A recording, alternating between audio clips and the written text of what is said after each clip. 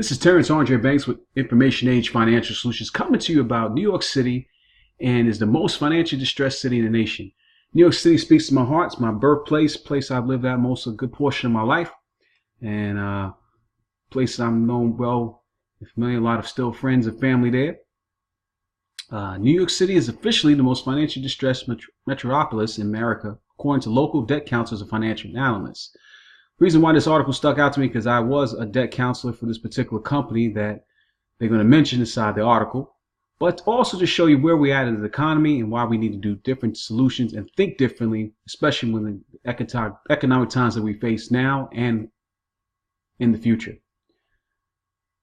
The city's credit card delinquency rates and level of bad personal debt are the highest in the nation, which saw household debt and credit soar by $219 billion or 1.6% to $13.51 trillion in the third quarter of 2018, a record $837 billion more than its previous peak in 2008.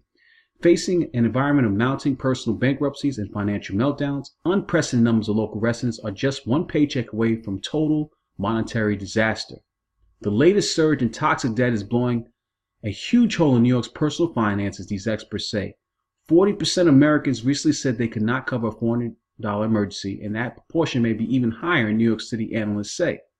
It's really bad right now, Kelly Figueroa, a consumer debt counselor in New York at GreenPath, a national nonprofit, told the Post. Like the rest of the nation, New Yorkers are living paycheck to paycheck. Repeat this again. Like the rest of the nation, most New Yorkers are living paycheck to paycheck, she added. But in New York, the situation is even worse because of the city's higher and rising cost of living. You know, I was talking to a friend recently that they're struggling so much to find ways to bring in revenue for the city. You can park in a place that's not even a tollway zone. They'll give you a ticket. It's just so many different areas that's changing and stuff like that, and how difficult it is for people to survive. From low income to highly paid consumers, Kelly says local clients' unsecured, distressed household debt ranges from an average of $20,000 per individual to as high as $100,000. So if you live in New York City, you've got between these amounts in terms of debt. Credit card troubles in particular have jumped in New York City from 30% of client case goals at GreenPath to 40% in the past few years, even as housing and more distressed cases stemming from the financial crisis have ebbed. New York City is now its #1 metro market, followed by Atlanta and Los Angeles, as measured the sheer volume of distressed consumers seeking assistance and relief, according to Money Manager International, where I used to work at, a nationwide credit counseling network. New York has the second most expensive housing market in the U.S. Rents are rising along with the interest rates and credit card and other debt, including auto loans, said Thomas Nishan, know this guy personally, a super debt expert at Money Manager International, citing some of the nonprofit's latest findings.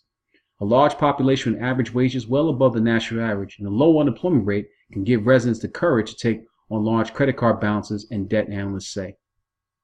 I think that's bullshit, but average wages well above the national average. It doesn't matter what the national average is if you're living like that, because, especially when I used to work at Money Manager, I used to see all cases from all New York City. We keep living on credit, because credit is almost the new money in that case, and that's where people are thinking their mindset is at. Especially if the interest rates that's a way for people to survive. And again, a lot of people, even though 2008 occurred, it was a blip. A lot of people weren't affected as much as they should have been, and they just kept utilizing credit cards, and that's what I kept seeing. However, since 2010, rents in New York City overall have jumped 31% and even as much as 45% in some neighborhoods, according to the Street Easy Rent Index in late 2018. This may explain why many city consumers are sinking in card and other debt, say analysts. It's part of the reason, but there's a lot more that goes along with that. A New York Fed study shows average credit card balance alone in Manhattan hit $7,400 by 2016, compared with the nation's $5,400. Credit card delinquency rates for holders 90 days late on payments reach a stunning 15% for the Bronx. I was born there.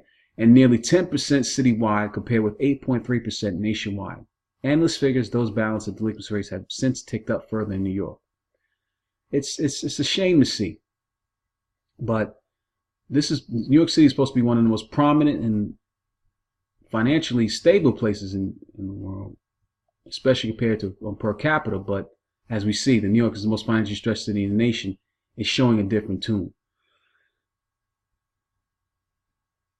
If you're thinking about doing things the old way, you need to change your thought process. This article is giving more proof.